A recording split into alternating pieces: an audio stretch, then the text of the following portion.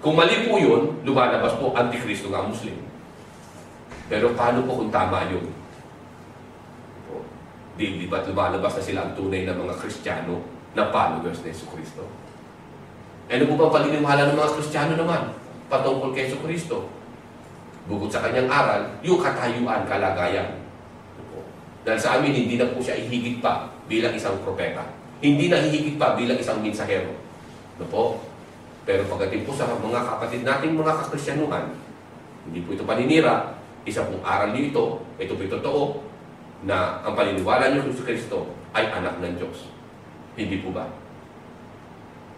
At marami pa sa inyo sinasabi, kapantay ng Diyos. Ganun po ba ang aral o katayuan na sinabi ni Jesucristo sa kanyang sarili? Dahil sa aklat po ng Quran, sa banal na Quran, malinaw talaga na sabi niya, ako'y alipin ng Allah. Ako ay sugo ng Allah. Sugo ng Diyos. Ako ay tao, anak ako ng aking ina. Ako ay propeta, napakalinaw po. Kaya walang pag-aalilangan sa amin. Direkta namin alam kung anong kalagay ni Kristo eh. Ngunit, siyempre sasabihin ng ating mga kabayan, kasi yan nakalagay sa inyong aklat na Quran, hindi naman kami naniniwala dyan. Sa inyo lang mga Muslim yan. Oh well, ito nga po nagiging dahilan kung bakit kami napipilitan na magpunta sa inyong aklat na Biblia. O ano po ba sinasabi ng inyong Biblia? Sabi ninyo si Kristo ay anak ng Diyos. Nasaan pong talata ng Biblia matatagpuan natin yan? Ni isang talata po walang maipakita ang sinumang pastor. Ni isang talata ay walang maipakita ang isang pare. Ministro ng anumang sekta ng reliyon na naniniwala na si Kristo ay anak ng Diyos. Wala pong talatang ganun eh. Kahit isa eh. Wala ni isang talata o isang pangungusap na sinabi ni Kristo na ako'y anak ng Diyos. Wala po. Wala. Kahit isa.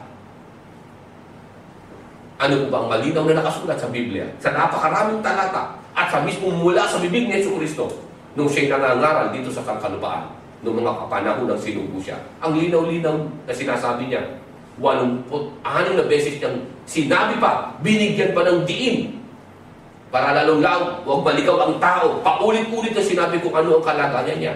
Ang sabi niya, siya'y anak ng tao. Anak ng tao. Kapag ang anak ng tao ay naluklok na sa kanyang luklukan, anak ng tao. See?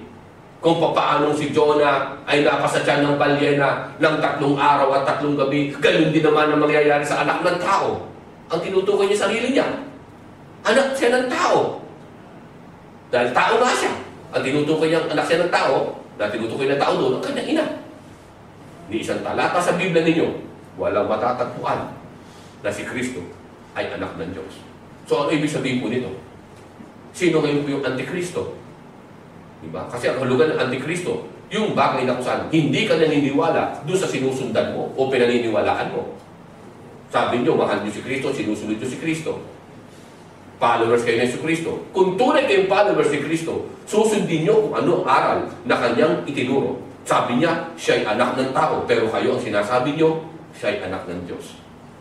Tila po yata, napakalayo po yata sa amin yan.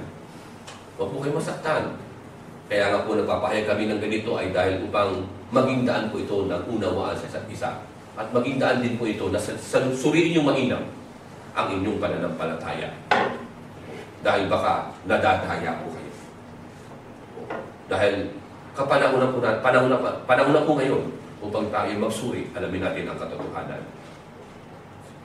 So, sa bagay na yan, sa paghanap natin ng katotohanan, si Kristo mismo nagsasabi, yung mga bilanggo nating maling paniniwala, makakalaya po tayo.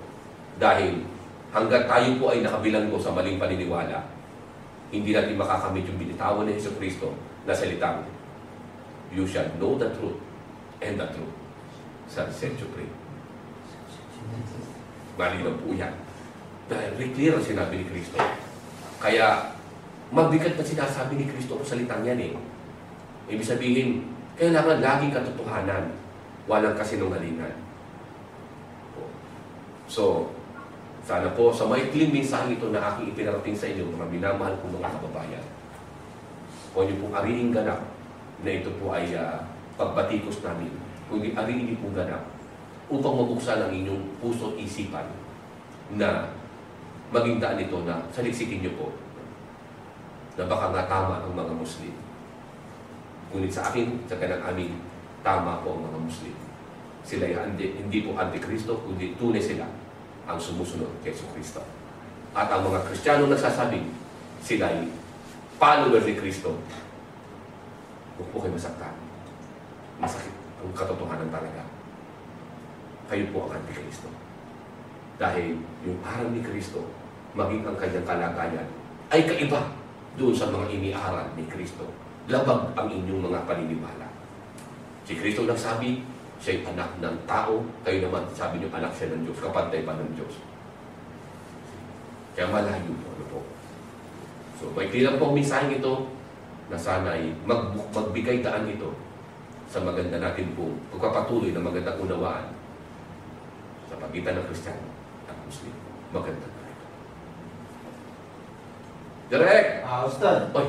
bakit sa Akala ko pasok na eh. o sa ibayang dagat, bakit dumadami yung religion na nag-claim na isa lang sila ang totoo religion, isa ang Diyos? Bawat religion talaga nag-claim na sila ang katotohanan. Ngayon, tungkulin naman ng mga tao na suriin yun. Dahil isa ito sa mga pagsubok na hinayaan ng Diyos ayon sa banal na Quran na test sa mga tao. Ang tao naman, binigyan naman ng dakilang tagapaglikha ng karunungan, ng gabay niya upang ma-distinguish niya kung anong tama at anong mali. Itong kaisipan na ibinigay sa atin ng Diyos ay sapat na ito para malaman natin ano ba ang tama, ano ba ang mali. Ganun na kasimple yan. So, ang paglitaw ng napakaraming reliyon, ito yung talagang pinahintulutan ng dakilang tagapaglikha. Ang sabi sa banal na Quran, bilang pagsubok. Yung hindi makalusot sa pagsubok, na natili sa kamalian, hindi niya ginamit ang gabay, hindi niya ginamit ang liwanag na ibinigay sa kanyang kaisipan ng Diyos. Sa tama, siya ang talagang wala tayong magagawa, kaawa-awa ang mga ganito. So ngayong yung sinasabi mong Antikristo, may pagkakataon ba sila na makakapasok sa paraiso kung naman natin sa Antikristo? Well, mabigat ang katanungan mo niya, kapatid. Dahil isa sa pinakadakilang propeta ng Diyos, Jesucristo, at dala-dala niya ang kaligtasan. Ang kaligtasan na ang tao ay makatupad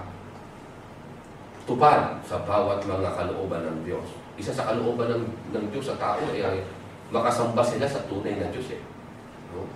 So hanggat nananatili sila doon sa maling paniniwala, iba ang Diyos na kanilang sinamba, direct ang sinabi mismo ni Kristo ang hindi sa akin ay tunay na sa kaaway. Malinaw. So ano ibig sabihin ng kaaway? Pag pagkakaaway ko, isasalba pa ba sa paraiso yan? Hindi na siguro. Kakalaan na Kaiba yun Ustad, sa daang libong mga relihiyon na lumabas dito sa buong mundo, paano po ba natin mapapatunayan na ang relihiyon ay tama at ay kalugod-lugod sa kanyang Panginoong tagapaglikha? Oo, napakagandang katanungan. Sa dami nga naman ng relihiyon na lumabas, paano nga naman natin mapapatunayan na ang isang relihiyon na tama, ito yung tama, ay maging kalugod. Ito nga yung kalugod-lugod sa daan ng tagapaglikha. Yan nga ang dahilan kung bakit ang Diyos ay nagsugo ng mga sugo, ng mga propeta. Sila yung magbibigay ng halimbawa na dapat tularan. Sila yung magseset ng example. At dahil sa kanilang example, sundan lang natin. Sila yung naging kalugod-lugod sa Diyos So lahat ng sugo, huwag kang mag-reject. Sapagkat sila yung lahat ng example Gayahin mo lang sila, yung kanilang pamumuhay, yung kanilang pag-aasawa, yung kanilang pananamit, yung kanilang pagpasok sa kubeta, yung kanilang pakikipagtalik sa asawa, yung kanilang pananalita. Palagay ko siguro wala ng pag-aalilangan Ito yung magiging kalugod-lugod sa dakilang tagapaglikha. In other words, may mga propeta. Ang daming propeta nga naman. Ang daming mga sinugo ang Diyos, 124,000. Sa 124,000 naman na propeta na sinugo ng Diyos sa sangkalupaan, wala ka bang mapili kahit isa dyan? Yun ang yung pattern. Sila yung pattern. Sa kagandahan,